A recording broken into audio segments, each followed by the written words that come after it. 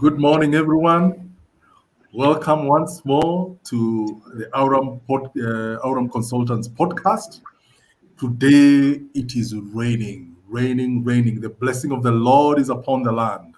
In this last podcast of Aurum Consultants for the year, I am so happy to be here today to finish strong.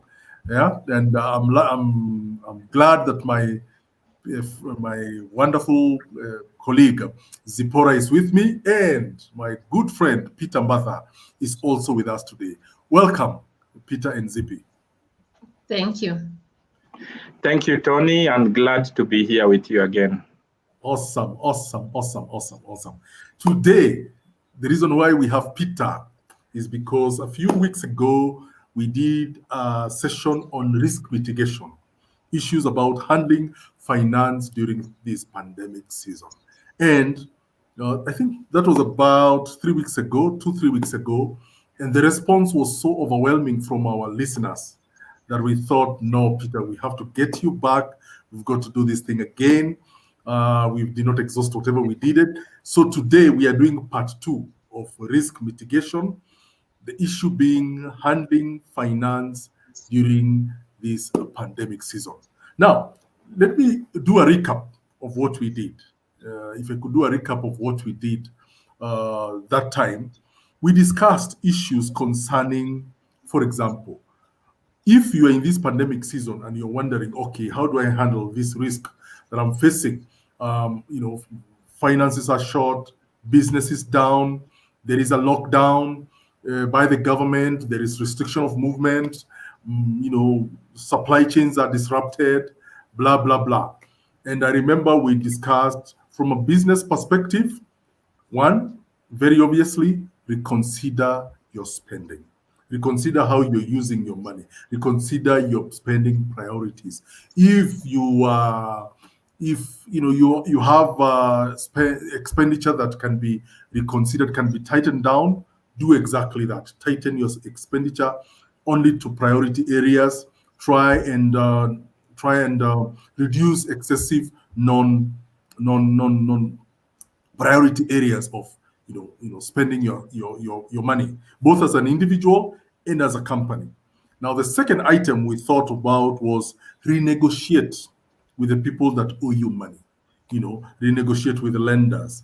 Renegotiate if you have a credit that you need to be paying. You had a loan. You have suppliers that you needed to be paying every frequently. You have employees that you have to pay their salaries. You have your landlord, where you stay, where you do business.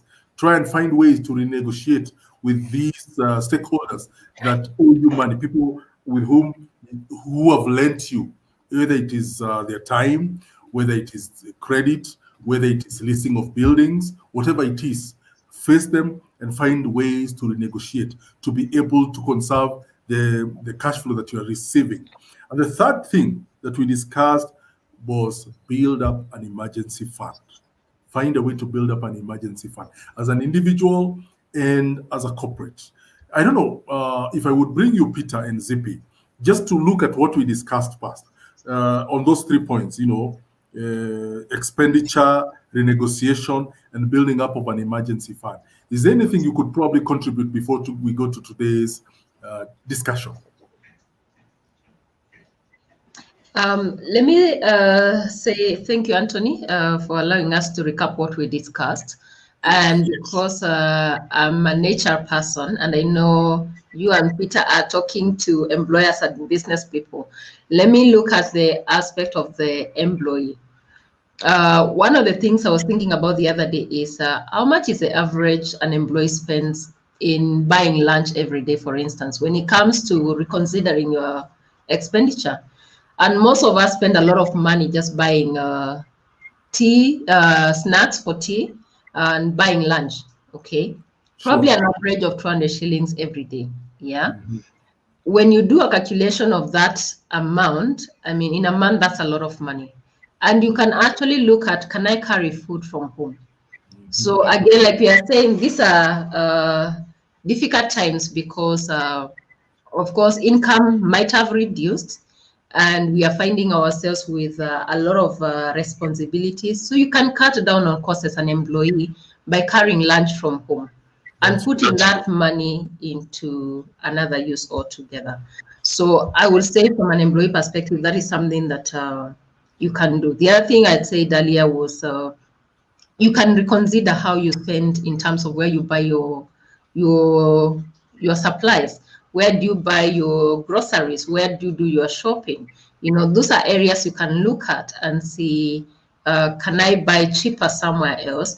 Can I team up with a friend and buy in bulk and save a few thousand shillings here and there? So those are a few, strategies as an employee you can actually use to save some money, because again, it's going to be challenging, and we don't know when this COVID season is going to end. The other day, I think it's yesterday, I was reading about the taxation, the tax relief we had been given, and that is being overturned in January. So we are going back to actually, paying more taxes. So if you had gotten a little bit of a relief, now that money is not going to be in your pocket anymore. So of course, it calls for more prudence in terms of just utilizing the little income you have and finding ways to make sure that works for you. Thank you, Zippy. That's very practical from an individual employee perspective, and all of us generally. You know, we are all in the same boat.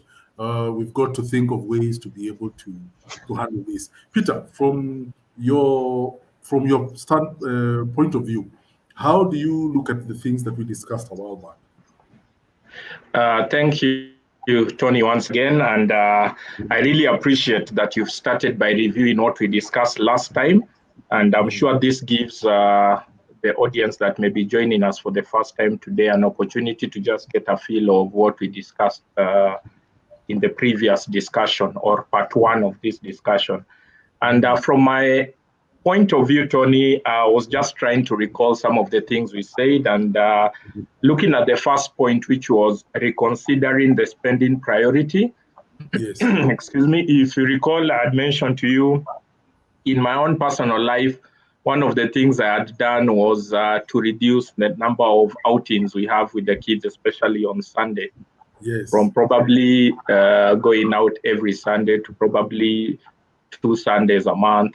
The same thing with traveling to shags to go just check out how the farm is doing it every weekend, again to probably twice a month. And would encourage the audience in your own ways, you know where you can cut down. And so what we are saying is, do not stop enjoying what you've been enjoying in the past, but consider reducing, and where you can cut off. And so that was a very powerful point, Tony, that we need to reconsider our spending priority. I like what Zippy has said, if you can forgo lunch and carry. But I think one of the greatest weaknesses, and I'm picking on Zippy's point, is sometimes you find somebody actually forsaking lunch, but they cannot show you where they've taken that money. So sometimes you probably spend 300 bob for lunch and snacks, but then if I come to you a month later, you cannot show me where that 300 times 20 went. That's 6,000. So it's also critical that as we are making this sacrifice, you also be deliberate. So look for a place where you can put that money, be it in the money wallets, be it in a simple savings account, be it in a money market fund, whatever vehicle you have available, so that then you are sure that money is being redirected somewhere. Otherwise, it can be very frustrating if at the end of the month you denied yourself lunch and carried and had to eat what you had for supper, for example, and at the end of the month you have nothing to show for the 300 bob you've been saving per day. So I think that was a powerful point. Reconsider, avoid some of the luxuries. If you go out for entertainment frequently, see how you can cut that down. But I think it's critical also, Tony, to say for those who can afford it, then continue. We are saying as long as you can afford it and it doesn't affect your financial status, then that's fine.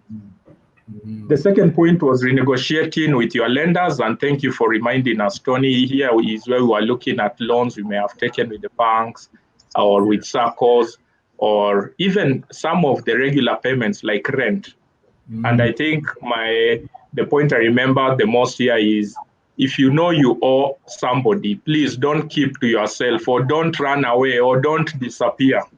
With the Yes. same joy you approached the lender to get the funding, go Yes. with the same joy and tell them things have gotten a bit tough. Either I got a pay cut or I lost my job, and this is how I'd like Mm-hmm. renegotiate the payment terms. And remember, that gives you credibility. We will not be in this pandemic forever.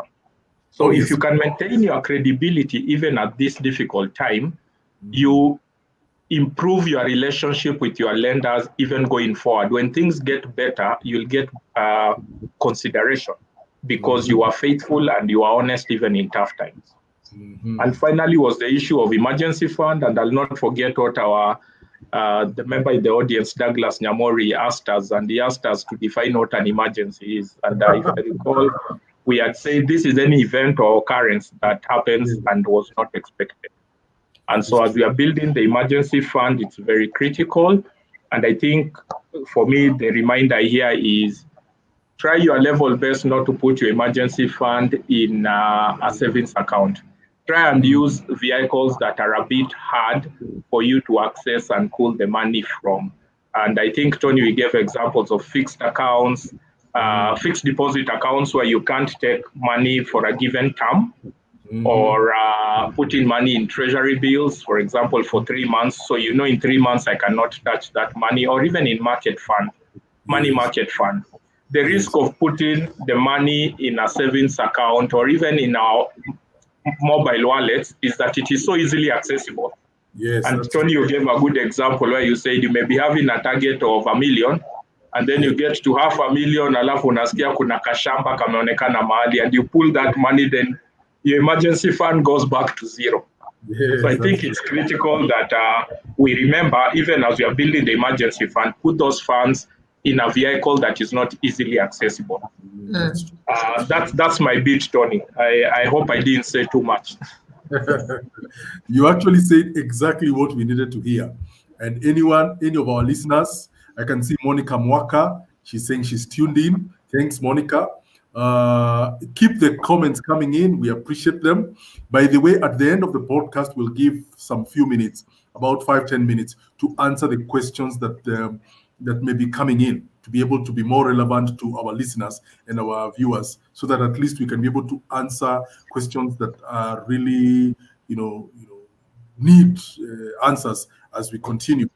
Now, Anthony, actually, allow me to actually just say something that has just come to my mind. Again, just looking at spending priorities. I'm thinking about it. It's coming to holiday season. Most of mhm, us like spending during the holiday season. We want to travel to shags. We want to buy all our relatives clothes. I mean, we go on a spending spree. And mhm, from where I sit again, even from an employee's perspective, I don't think this is a season to actually stand making such kind of making such kind of expenditures. It's time for us to, cushion what we have, because again, like we are saying, we don't know what next year holds in terms of this pandemic if it keeps on persisting. So let's sure. be prudent in safeguarding the little that we have, especially during this holiday season. Mm. Thank you, Zipu, for that. Peter, I like the way you've summarized it pretty well. Issues to do with emergency fund, how to handle that emergency fund, issues to do with renegotiating with the lenders, and all that. But today, I want us to dive in today's discussion, building on what we discussed last week. That part of risk mitigation, part two, now handling the issue of handling finances, we broached the idea offline, after the last time's the discussion, and we came up with the idea of how do I then, yes, I have conserved, I have put money aside, I have renegotiated with my lenders, I have talked with my employees, blah blah blah, and things are looking good, but now that is a defensive action.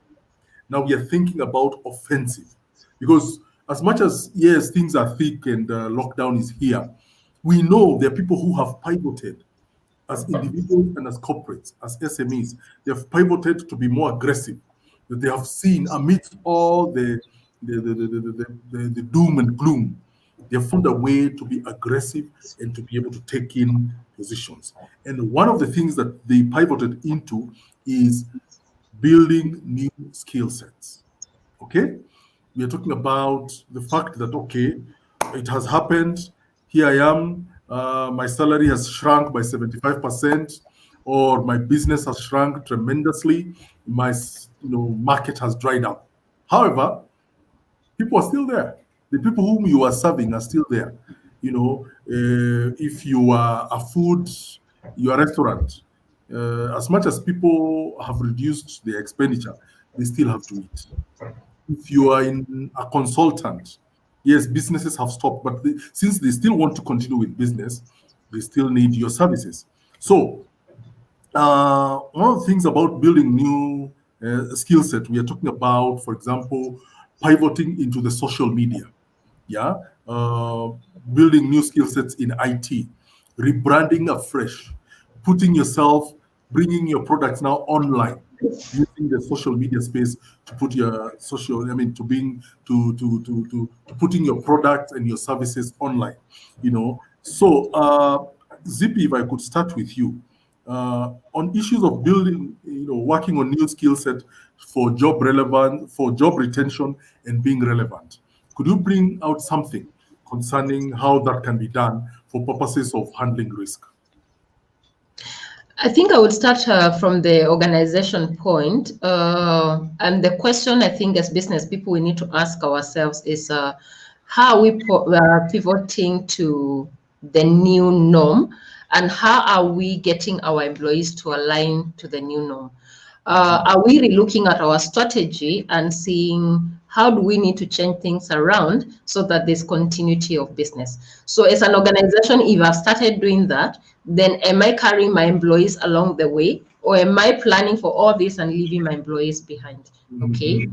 Some of the organizations you might find there is going to be a complete change in terms of the job overview. Yes. We might have to create new jobs completely. Yes. How are we reskilling our employees? Are we coming up with programs to see how do we train our employees so that they can be able to fit into this new strategy that we have come up with? Sometimes as employers, I think the mistakes we make is we start thinking our employees have become obsolete, so we don't need this set of employees anymore. So we are going to start hiring afresh.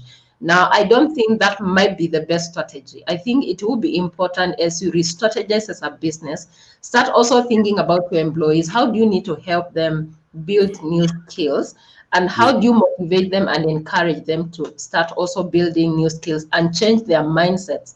Some of us might be old. We are not thinking of technology. We are used to doing things the old way. Mm. Okay. And we might not be ready to retire either. So Yeah. we also need to be helped to change our mindsets to start seeing how we need to do business going forward. So I think I would, number one, look at it from that aspect of we need to relook at our strategy. But even as we relook at our strategy, we need to carry our employees along the way and help them build those new skill sets. Also, from the point of the employee, don't wait for your employer to be the one telling you this is a skill set you need to have. I think there's a lot of information online, and there's a lot of learning that you can do on your own. It's important for you to research and start seeing what kind of new skills do I need to have so that I can be marketable, so that I can be relevant. If my employer today decides I want to cut off the workforce, the first thing they will look at is what skill sets do we have on board? And they will get rid of those who don't have the skill sets they need. So as an employee, it's also important for you to look at it and say, I need to build my skill set so that I remain relevant to what the organization is doing. Also, as an employee, understand what your organization is doing. Understand where your organization is going. If they are not telling you, ask your manager, what exactly are we doing? Where are we going? Don't just sit in a corner and assume nothing and do nothing. Be proactive and get to understand where the organization is going as well. Awesome, awesome. That is good. The issue of being proactive, thinking, okay, what else can I do as an employee? What else can I learn? And you don't have to go and spend a lot of money. The internet is available. You'll be shocked by the things that you'll be able to learn. Peter, from your patch as a finance expert, how would the new skill set help in terms of from both an individual and a corporate perspective? Thanks, Tony. I was just listening as ZP was making her contribution, and I remembered actually we have quite a variety of people in our audience. We have the employers, and I think ZP has really touched that bit of employer as well, that the employers need to help their employees upskill and get new skill sets. And ZP, I think you also very well explained how individuals, on the other hand, should also look for ways in which they can skill up themselves without necessarily waiting for their employers. I think the other group of people I want to address is the business people, those in the SMEs. And again, when you're talking of building new skill sets, how does this apply to them or to you in the audience who's a small business entrepreneur? And I think, Tony, this is a very interesting point you are bringing up in terms of dealing or mitigating risk during these difficult times. And so even for those of us out there who are in small business, this pandemic has given us an opportunity to look at what else can we do differently. Besides that one thing that you started with and you knew is the one you're going to run with to earn you an income, what other opportunities do you have?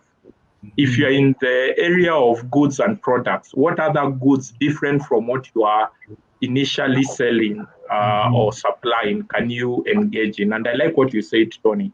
You can go to the internet and see how other people do it, and even check out what are the people in your industry or in the same space across the globe handling this particular scenario, so that where you can get ideas that you can borrow and apply them here. Similarly, if you're in the service industry, what is it that competition and people in the similar industry you are in doing that you can adopt or put into practice? Yes. But I think I would just want to take it from a personal point of view, Tony, because I'm an employee today. And I like a point that ZP mentioned, and this is what I would just like to add to. We are living in difficult times and we are living in tough times. The pandemic has not ended. We are almost, if I'm not wrong, we are going through what they are calling the second wave, which means organizations still have to make that tough call of, do we retain the number of employees we have, or do we cut the numbers down? And the question is, assuming you're working in an organization that is about to consider cutting down on its staff numbers, I think the question you should be asking yourself is, what skills do I possess that will make me the last person to be dropped off the list? And it is not too late. To be more specific, I think today, if you can demonstrate, besides what you do day to day, you are very good with your IT skills, your presentation skills, analysis, doing business analysis, using simple tools, even like Excel, and there are many other tools. If you can show ability to, create a simple database, even if it's using Access. I mean, if there's just much more that you can do without necessarily being an IT guru, I think it makes you stand out. Similarly, on the social media space, today everything is being promoted and advertised on social media. So how can you use this to help your organization grow? And so I think that is what this point is leading to. What skill sets can you acquire? And I like what you said, Tony. Today, all these skill sets can easily be acquired on the internet without you paying anything. You just need to go to YouTube and just do a search. How do I do a presentation using PowerPoint if you've never done it before? Yes. How do I present a report using graphs? And you've never done it. Maybe all your reports are in prose form. You just do essays. How can you make them better? So that even your work output is better and beneficial to your employer. So I think that would be my challenge, especially to the employees, even as we've challenged those who are in small business, SMEs, and even the employers. Thank you. Thanks, Peter. I like the way both you and ZP have brought this up. And to our listeners, both as business people, as managers, and as employees, there's always room to improve. Don't be, unless you're very well set. Peter, there's a guy, the ultimate guru in investment is called Warren Buffett. And Warren Buffett is in a place where I read somewhere that he doesn't even have a computer or a laptop on his desk. To this day, he does not have a computer or a laptop to his desk. He has made billions. He is known to know how to know when to move to buy and sell investments. But can you imagine Warren Buffett? I don't know whether he has changed, but I remember reading his book, some book a while back, like 1 or 2 years ago. He doesn't have a desk. He does not have a computer or whatever. He still uses those things he used to do in the 70s, where you have your calculators and everything, your newspaper. I don't know where he gets his analysis to be able to decide what. So unless you have, I mean, the dude is a billionaire. I think is worth now around 90 billion. If you're at that place, then you don't need new skill sets because you're set for 10 lifetimes. But if you are operating like you and me and anybody else, unless you grow, adding new skill set, then you will die. You will rot. You will ultrafy as an individual and as a company, and you'll be yesterday's story. So now, to building on the new skill sets as a way of risk mitigation, let me bring in this new thing that you can do, which is looking for new sources of income. Because as you build a new skill set, as an individual, as a corporate, as an SME, you're looking to do that for purposes either of remaining relevant, but even more importantly, adding new sources of income.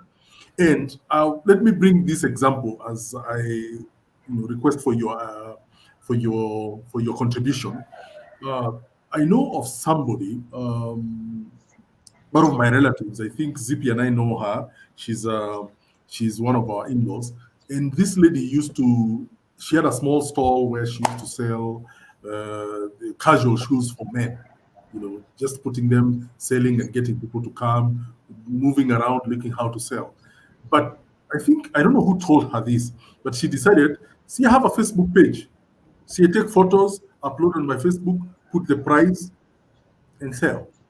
And somehow, I remember talking to her, somehow things have started moving up. People would go, she has given a fancy name to her venture on the Facebook page, and orders are coming. So that's a way of looking for a source of income.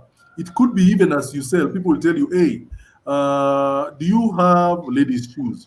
Do you have ladies' handbags? Do you sell perfumes? Do you have baby stuff? You see, because of pivoting in the new skill set of going online, you start getting inquiries that prickle your mind on new streams of income that you can be able to get into as an SME, as an individual, or as a mid-sized company. So that's just one idea. I don't know what you would think. Zippy probably will give us your ideas on how to build on the skill set to add new sources of income. So I think, Anthony, what you've brought out is very important. And if we are to look at this, as a business, you have to survive. You have to continue surviving. You have to continue remaining relevant. So one of the things I think to mitigate some of these risks, in as much as sometimes we look at it as an expense, would be from a business perspective to continue marketing. And sometimes marketing doesn't have to be necessarily very expensive. But of course, there's some sort of an investment you have to make, whether it's in terms of time or in terms of a little bit resources. But it's something that you cannot completely say you're not going to do. Because think about it, if you're not going to market, especially during this difficult season, someone else is doing that. So what is happening, that other person is actually getting leverage over what you're doing. So it's important for you to remain relevant by making sure your product is out there and people know this is what you're doing or this is what you're selling. The other thing I think for you to mitigate some of these risks, you need to employ innovation. Again, even from an employee's perspective, and most of us, and I think it's a bit of a challenge for most of us who run small businesses. Sometimes we want to literally do everything and we don't involve, again, our employees. And the truth is our employees have a lot of wealth of knowledge that we can tap into. These people can give us information or ideas that we can innovate and actually have different sources of income even for the business. So it's also important for us to think about innovation, think about entrepreneurs for the employees. Can they be able to give us, ideas that we can scale up and bring in other sources of simple ways that are not complicated or very expensive that we can employ to make sure, again, we remain relevant during this season. Right. Thank you. Thank you. Thank you. Those are the ideas we're talking about. You're thinking about from an employee, from an SME perspective. Peter, what's your take on ideas of getting other sources of income on top of adding to skill sets? Thank you, Tony. And again, this point is very closely connected to the previous one, where we were discussing the issue of building new skill sets so that you can make yourself more marketable. But more specifically, I guess this particular point is addressing the opportunities we have there besides what we do probably morning to evening. For those of us who are employed, yes, there's a salary that we expect at the end of the month. But the question is, what else are you doing on top of that to create an additional source of income? And I think this is a very timely discussion, Tony, because we are going through this pandemic. Again, I'm sure from friends and relatives that we know, you'll agree with me, the people who lost their jobs, not out of their doing, but because of the pandemic, but had other sources of income, they probably handled that shock or that action from their employers better than those who had no other source of income. Yeah. And for me, the question always is, how can I create an additional or other sources of income without necessarily conflicting with the commitment I gave my employer? Today, I'm employed, Tony, and I think before we even look at other sources of income, I think it's good to start by reminding our audience, if you have a contract with an employer, you have to make sure you do not compromise on that, because that's your primary source. However, you can use creativity to get other sources of income. There are people who are doing farming on the side, for example. As long as you are then following this through during your free hours outside your employment hours, then that is perfect. And I think that's what we are probably recommending today. And I think we need to bring this point out very strongly, Tony and Zippy, that as you seek for other sources of income, remain loyal, remain faithful to your employer. Make sure what you are doing on the side does not affect your day-to-day job. But I think more importantly, Tony, is to ask also, at this time and in this age, when you're going through the pandemic, where are the opportunities? In the past, probably, Tony, some of our friends could train our kids in soccer. Over the weekends, and they get something. But today, kids are not playing because of the pandemic. So the question is, where then are these opportunities for that extra source of income? And I'm amazed, Kenyans are very innovative. I think it's innovation basically is the drive to creating other sources of income. I don't know whether you've noticed, but spaces like areas like the delivery area have really propped up. In the past, if I needed to get a pizza and drinks for my kids, I would have to jump into my car and drive to the nearest restaurant to do that. Now I don't have to do it. There are people who are providing those services. So again, there is an opportunity. The whole transport area has revolutionized. So again, if you can afford to, procure or get a vehicle that you can put in that space, it's an opportunity. And again, remember, it doesn't affect your day-to-day working. All right. The other bit is what we talked about just previously, the social media space. What skills do you have that you can apply in that space that can actually give you an opportunity to earn? And finally, it's just in the whole area of arts and music. There are people who are gifted in singing. There are people who are gifted comedians. I don't know whether you've noticed, comedians have actually made a big killing during this time. Whereas there are people complaining about the pandemic, we've gotten to know some comedians we would never have known. I think we were living in an era where we would know comedians when they come to Churchill show or when they come through what we see on TV. But today, the social media has opened up that space to everyone. And I'm sure today, the number of comedians and people out there making money through the social media has grown.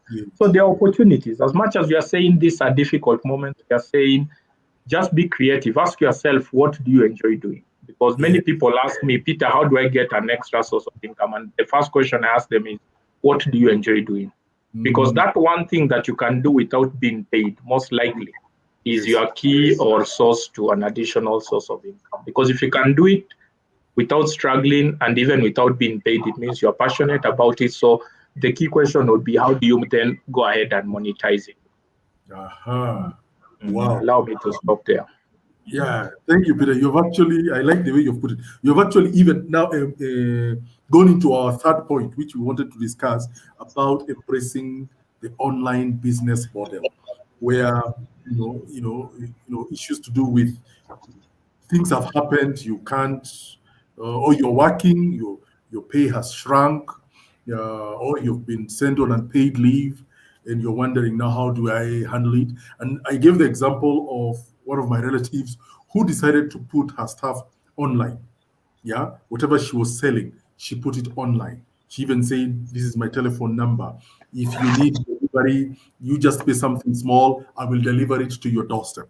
Okay, that business model is now picking up very powerfully. As you said, restaurants. We were talking to a mutual friend of mine, Zippy and I, and these people, they had a restaurant where they were preparing very nice meals. Now people are no longer going to the restaurant, at least at the beginning of the pandemic, because there was a lockdown. All what Mutaikago was calling eateries and all those kind of things were closed down. Now, quickly people realized, innovation, by the way, is basically when you reach the end of what you need to do, what we call in Kiswahili, umefika mwisho wa mawazo. That's when innovation kicks in.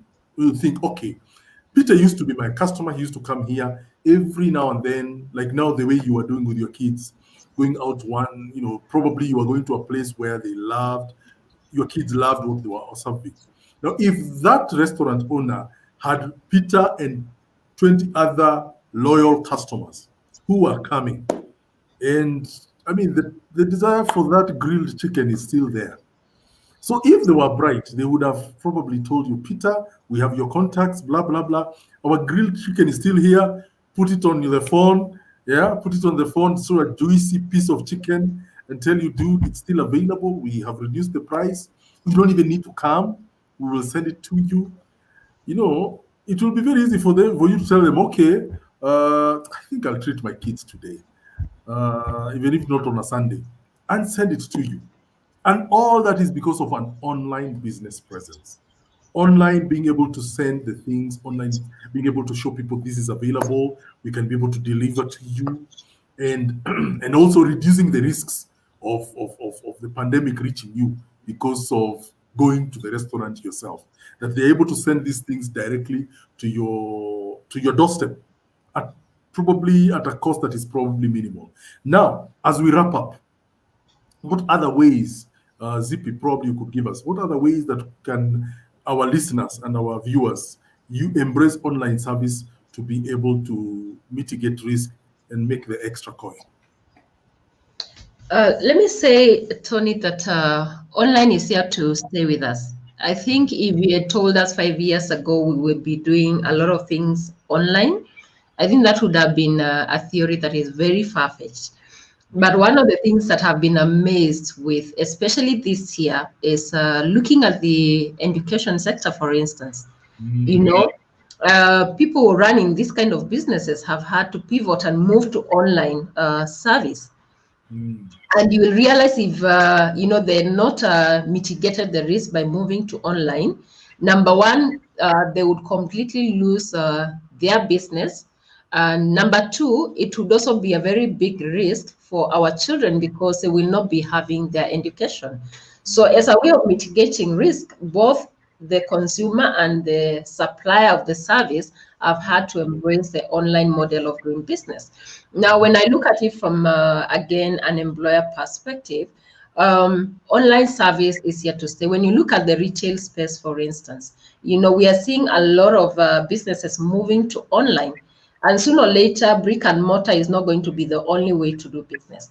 Online is going to be the more probably preferred way because it will save you time, it will save you in terms of costs in getting the service or the product you're looking for.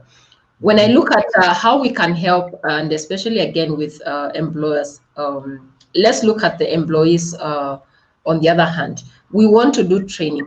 A lot of times we have had to take our employees out, book them Yes. for training for a number of days outside the office. And again, that is completely changing. Yeah. We are starting to embrace online training, online learning, where you're realizing there's a lot of other options that we have, and it's not just one way of doing things. So again, to just say, as a way of mitigating risk, we need to move with the times. We need to start looking at our strategies again and see in the different forms of our business and what we are looking at achieving, then how do we diversify and move from doing things from the normal way and moving to offering those services through online platforms, whether it's a service, whether it's a product, whether it's through training our employees and getting them to understand, whether it's coming up or buying softwares that will actually help us in terms of service delivery, both internally and externally. I mean, I would say online is actually the way to go going forward. Thank you. Thank you for that. Peter, what's your perspective? Now, this is very interesting, Tony. I know we are still addressing ways in which we can mitigate risks during this pandemic period. And I think this is one of the most powerful points that we can actually run with today, embracing online service. And maybe I'd like to ask the audience who are with us today, between January to date, who can actually claim they've not used an online service? And online service, I basically mean you picked your phone or your computer and you requested for a service and you got it. This is as simple as ordering for a taxi or ordering for a meal, buying that pair of sneakers because now we want to run, and ordering that meal. So I think, like Zippy has said, operating online is the norm. In fact, as we talk about this, I keep remembering some friends of mine who do financial training, and I love this, their family. And for a very long time, they were thinking of how can they avail their classes online. And they came up with all these sophisticated ways of how they can go about it, started looking for solutions. But I'm telling you, when the pandemic struck, in less than a week, they were there available online across the globe. So the pandemic has also come with some positive aspects to it, and we can only thank God for that. And so, Tony, without repeating what Zippy said, I think mine is just to encourage everybody who is listening to us, whether you are an employer, an employee, you are a small enterprise entrepreneur, ask yourself, how can you embrace the internet services to market and also improve on the delivery of your products and services? All right. From an employee perspective, if I'm not wrong, and Zippy is the HR expert here, you'll agree with me today, Zippy, people are doing their interviews online. Oh, yes. In the past, you would have to physically visit the office or organization where you're being interviewed, wait for long out there, and have to, be in a physical room with the panel. Today, everything is being done at the comfort of anywhere you are. And so I think we have no choice, Tony. We have to embrace online services.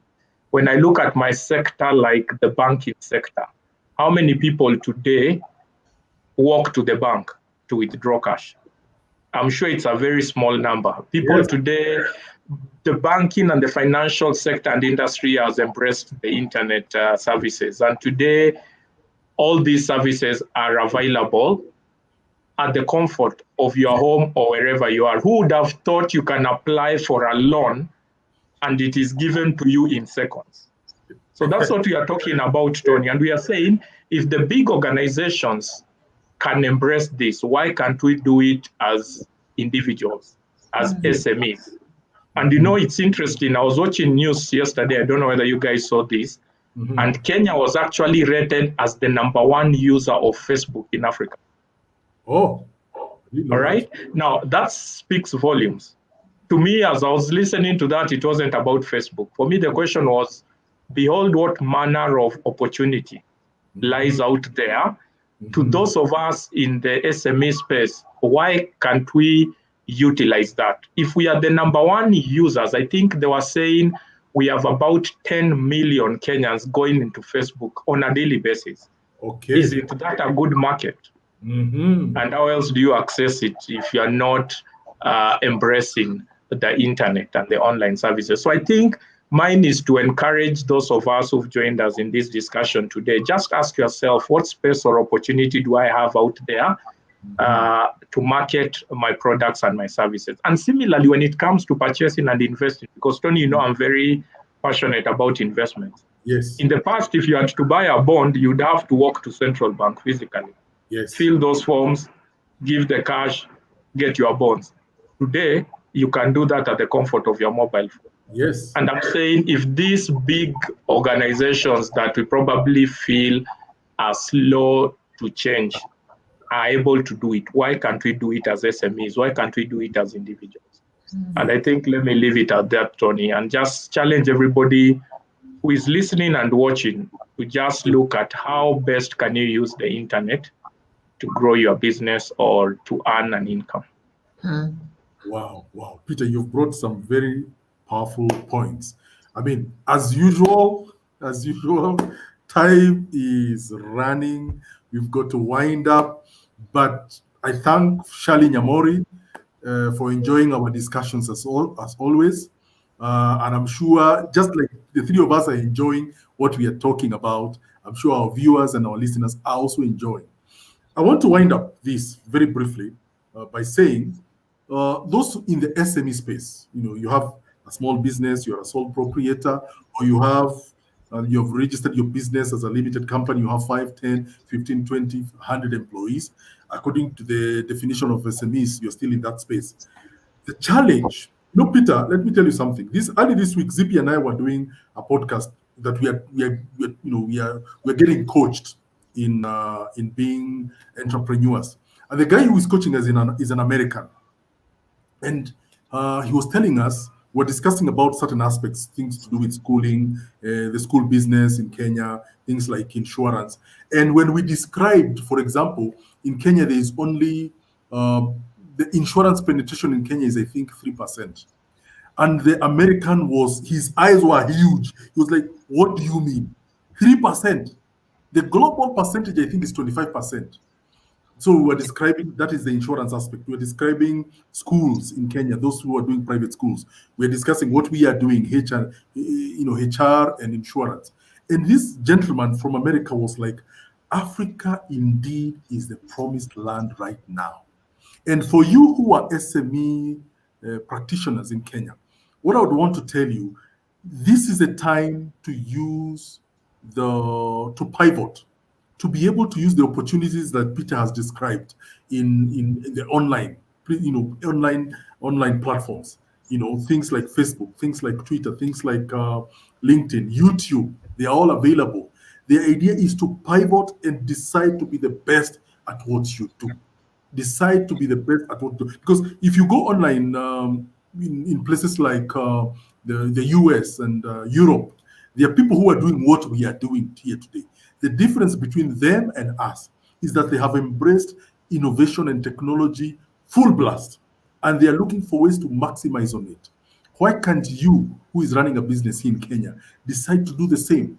Decide to not to copy and paste what somebody else is doing, but innovate and bring your business to look as as unique as you are. If you're an individual, as Peter has said, you might have a shamba at home which is lying idle. Right now in Nairobi, people are looking for ndimu, people are looking for onions, people are looking for food. Yeah, people are looking for eggs. I mean, if you have some chicken that are producing kienyeji eggs, why not sell them online?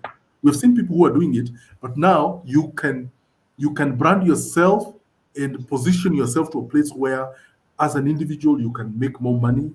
As a company, you can make more. You can look for ways to innovate and to put your products online to be able to capture, the market that is there now that things have pivoted. Now, ladies and gentlemen, we've got to wind up our class for our podcast for today. I wish we had another 45 minutes. We could have continued discussing ways and means that we can be able to mitigate risks that are there that are facing us as business people and as an individual. So I'll give you each 1 minute. Zippy, 1 minute. Can you give us a conclusion of risk mitigation during this pandemic season? I think what I would say, Anthony, is we need to change with the seasons and we need to adapt to change. Sometimes change is not always easy, but we cannot be stuck in the old way of doing things if we are going to mitigate risks that are posed to our businesses. We must be determined to change. We must be determined to move where the markets are moving. Where the consumer is where we need to be. So that will be my take today. Thank you. Thank you. Peter, what's your final words? I think for me, the key word today is start. Good. The biggest challenge we have is basically starting. We have all these ideas. I'm sure what we've shared today is not new, Tony, to most of our audience, but just start. Even if you've not been in the online space or you've not transacted through the internet, look for somebody who is doing it. Mhm. I think that's the advice and recommendation I would give to those of us listening. Look for somebody who is in the space that you are operating, or even in a different space, who is already transacting and operating online, and find out how did they start, and start simple. Mhm. You don't have to start full blast and spend everything you have. And Yes. even as we are talking about embracing the internet and going online in terms of the services and goods you provide, let's not forget what we discussed in part one. As you do all this, remember to intentionally save. Look for ways to safeguard and protect and cushion what you already have. Don't go out of your way and spend everything marketing your products, and all of a sudden they don't sell and you are left with nothing. So let's just create that balance. And once again, Tony and Zippy, thank you for inviting me to this awesome podcast. Probably if a few months ago would have been forced to look for a room and physically invite people in. Yes. Yeah. But because of the online and internet services, we are reaching the entire globe right now, and people who even will be watching this recording later. And so I think this is a perfect example of how you and Zippy have embraced the same thing we are talking about and putting it in practice. God bless you guys, and I'm glad to have been the last guest in your final podcast for the year. Thank you, Peter. Thank you, thank you, thank you for that, for those kind words. Indeed, today was our last podcast for 2020, but that does not mean that we cannot be reached. You can always get in touch. Our audience, you can always reach our consultants through our WhatsApp number 0111465659. You can get in touch through WhatsApp. You can get with us through Facebook, through YouTube, through LinkedIn. We are available. We'll still be processing whatever we are, whatever we are doing. We are only taking a short break. We'll be back in, I think, probably the first or second week of January, back with a bang, back to be able to reinforce the message that those of us who are in business, those of us who are employed, Aurum Consultants is here to be able to partner with you out there to enable you to do what you do well. To give you solutions on the HR aspect, to give you solutions on the risk aspect, because we are passionate about what we do. We are passionate about Kenya. We are passionate about Africa. Because, as they say, every problem is an opportunity. Even this pandemic season is an opportunity. Look at some of these online platforms that we are using. I'm told, for example, Zoom was just a small company in January this year. Now, pandemic happened and they ballooned because everybody had to be on Zoom. Yeah. So there is always an opportunity in every calamity. Thank you very much for being with us. We appreciate your time. Looking forward to seeing you next year. Have a Merry Christmas and a Happy New Year. God bless you. Thank you.